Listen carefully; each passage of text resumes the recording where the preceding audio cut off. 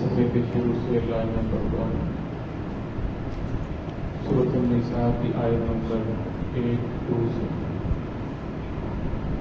اعوذ باللہ من الشیطان الرجیم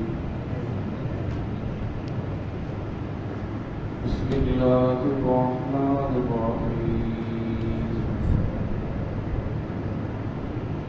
وَإِذَا جاءهم أمر من الأمن أو الخوف أذاعوا به ولو ردوه إلى الرسول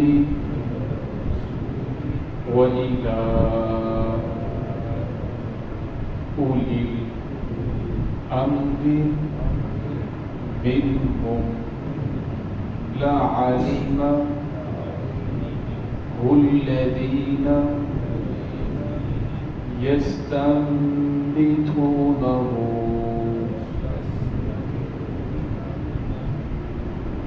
منهم ولولا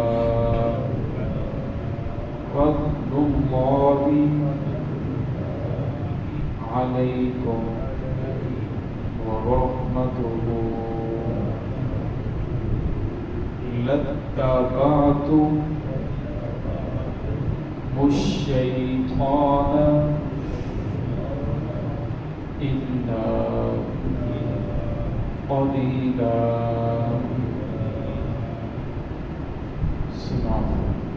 بسم الله الرحمن الرحيم وإذا جاءهم أمر من الأمن أو الخوف أذاعوا به ولو ردوه إلى الرسول وإلى أولي الأمر منهم لعلمه الذين يستنبطونه منهم ولولا فضل الله عليكم ورحمته لاتبعتم الشيطان إلا قليلا.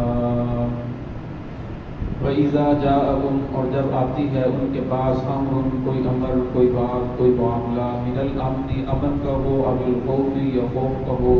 اذاعوا به تو وہ اسے مشہور کر دیتے ہیں لوگوں کے درمیان ولو ردوه اگر وہ اس معاملے کو لوٹائیں الی الرسول رسول اللہ صلی اللہ علیہ وسلم کے پاس لے جائیں وإلی اولی الامر منهم یا ان آدمی ان لوگوں کے پاس لے جائیں جو ان میں سے حاکم ہیں امیر ہیں امر والے ہیں لعلمه الذین اور وہ جان سکے اس معاملے کو یستنبطونہ منهم اور اس کی اچھی طرح جان پڑتال کر لیں ولولا فضل اللہ اگر اللہ رب العزت کا فضل نہ ہوتا علیکم تم پر ورحمتہ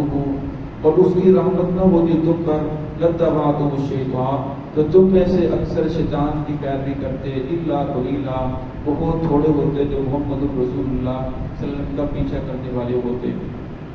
اس آیت کے اندر اللہ رب العزت نے منافقین کی ایک اور خصلت کو بیان فرمایا مگر ان کی جب کوئی بات مسلمانوں ان تک پہنچی کہ اب مسلمانوں کے اوپر کوئی حملہ آور ہونے والا ہے تو لوگوں کے اندر پھیلا دیتے کہ اب تو بڑا امن ہے اب تو بڑا سکون ہے حالانکہ وہ دشمن حملہ آور ہونے والا ہوتا تھا. مقصد یہ ہوتا تھا کہ مسلمانوں کو اس طرح کہہ دیا جائے جس کی وجہ سے مسلمان اپنی تیاری نہ کریں بے خوف و خطر اور اچانک وہ ان پر حملہ کریں جس کی وجہ سے مسلمانوں کو ختم کر دیں. اور کبھی ایسا ہوتا کہ مسلمان امن کے اندر ہوتے اور وہ خبر پھیلا دیتے کہ لشکر آ رہا ہے جو مدینہ کے اوپر حملہ آور ہونے والا ہے فلاں قافلہ تجارت کا آ رہا تھا اس نے اپنی آنکھوں سے دیکھا ہے یہ چند ہی دنوں کے بعد تھوڑی دیر کے بعد یہ دشمن مسلمانوں پر مدینہ پر حملہ آور ہو جائے گا جس کی وجہ سے جو عوام ہوتی وہ پریشان ہو جاتی عورتیں بچے پریشان ہو جاتے کیونکہ جنگ ہی ہوتی ہے. تو رسول اللہ رب العزت نے اس آیت کے اندر ان کو اس بات سے منع فرمایا اور پھر میں سے کچھ صحابہ کرام کو جب پتہ چلتا تو وہ بھی آگے ایک دوسرے کو بتاتے ہیں کہ ایسے سنا ہے یہ واقعی بات ایسے ہے.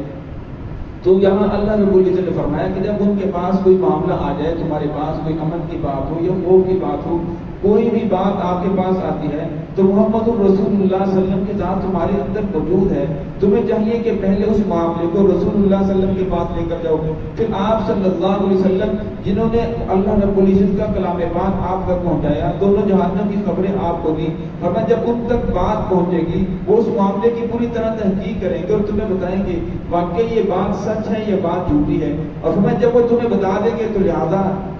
شہر کے اندر جو فساد ہے وہ نہیں پھیلے گا، افراتفری نہیں پھیلے گی، ہر آدمی پریشان نہیں ہوگا۔ آپ صلی اللہ علیہ وسلم کی ویسے بھی حدیث ہے، اصل فرمایا کہ آدمی کے جھوٹا ہونے کے لیے یہ بات کافی ہے کہ ہر سنی سنائی بات کو آگے بیان کر دے، فرمایا جب تک معاملے کی جانچ پڑتال نہ کر لو، جب تک آپ تک پوری تحقیق نہ ہو جائے اس وقت تک بات کو آگے بیان نہ کرو۔ قرآن پاک کی آیت ہے وَلَا تَقْفُ مَا لَيْسَ لَكَ بِهِ عِلْمٌ،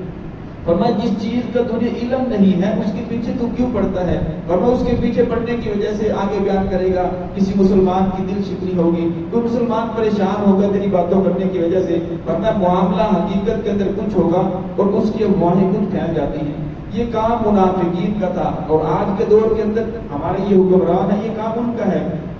ہر روز نئے اعلان کرتے ہیں جس کی وجہ سے عوام پریشان ہو جاتی ہے، ان کا عوام کی توجہ اصل معاملے سے ہٹا دی جاتی ہے کہ یہ اپنے ہی معاملات کے اندر مسائل کے اندر گھرے رہیں اور ان کی توجہ عارضی طور پر اس معاملے سے ہٹ جائے۔ فرمایا جب ان معاملے کے اندر جو بھی یہ کام کرتا ہے، فرمایا اللہ رب العزت نے قرآن پاک کی شاخ میں یہ منافقین کا کام ہے۔ اسلام امن کا درس دیتا ہے، اسلام جو ہے وہ نظم و ضبط کا درس دیتا ہے، اور اسلام کہتا ہے کہ کسی مسلمان کو پریشان کرنا، کسی کو تکلیف پہنچانا یہ ہرگز جائز نہیں ہے۔ تو اس آیت کے اندر اسی کا تذکرہ ہے وَلَوْ رَدُّوهُ، فرمایا اگر وہ اس معاملے کو لے جاتے کہ رسول اللہ صلی اللہ علیہ وسلم کے پاس وَإِلَىٰ أُولِي الْأَمْرِ مِنْهُمْ، اور فرمایا جو ان میں سے امیر ہے، رسول اللہ صلی اللہ علیہ وسلم نے جن کو امیر مقرر کیا ہے یہ تمہارا امیر ہے، فرمایا اس امیر کے پاس لے کر جاتے وہ اس معاملے کی جانچ پڑتال کرتا، فرمایا لَعَلِمَهُ الَّذِينَ يَسْتَنبِطُونَهُ مِنْهُمْ، فرمایا پھر بات سامنے آ جاتی ہے تحقیق کے بعد وَلَوْلَا فَضْلُ اللَّهِ، فرمایا اگر اللہ کا فضل نہ ہوتا، اللہ رب العزت تمہارے اوپر فضل نہ فرماتے اور وحی کے ذریعے تمہاری اصلاح نہ فرماتے، وحی نازل ہوتی ہے پتہ چلتا ہے کہ ہم میں سے منافقین ہیں وہ یہ کام کر رہے ہیں جس کی وجہ سے مسلمان بچ جاتے ہیں، فرمایا اگر اللہ کا فضل نہ ہوتا تو محمد رسول اللہ صلی اللہ علیہ وسلم کی پیروی نہ کرتے، فرمایا پیروی نہ کرتے تو اللہ کی رحمت بھی نہ ہوتی، اور اللہ کی رحمت بھی نہ ہوتی تو تم میں سے اکثر شیطان کی پیروی کرنے والے ہوتے، الا قلیلا، بہت تھوڑے ہوتے جو محمد الرسول اللہ صلی اللہ علیہ وسلم کی پیروی کرتے، کیونکہ راستے تو دو ہیں، ایک محمد الرسول اللہ صلی اللہ علیہ وسلم کا راستہ ہے، ایک شیطان کا راستہ ہے۔ فرمایا اپنی زندگی کے ہر شعبے کے اندر جو انسان محمد رسول اللہ صلی اللہ علیہ وسلم کی پیروی نہیں کرتا، فرمایا پھر وہ شیطان کی پیروی کر رہا ہے، فرمایا اس کے کئی طریقے کار ہیں، کئی راستے ہیں، اس لیے ہر انسان کو چاہیے اپنی زندگی کا ہر معاملہ محمد رسول اللہ صلی اللہ علیہ وسلم کی زندگی کے ساتھ جوڑے اور دیکھیں کہ محمد رسول اللہ صلی اللہ علیہ وسلم نے اس وقت کیا کام کیا تھا، اس معاملے کے اندر جب پھنسے تو اس وقت کیا کیا آپ صلی اللہ علیہ وسلم طریقہ کار کیا کیے تھے۔ دعا ہے کہ اللہ رب العزت ہمیں محمد رسول اللہ صلی اللہ علیہ وسلم کی زندگی کو اپنانے کی توفیق عطا فرمائے۔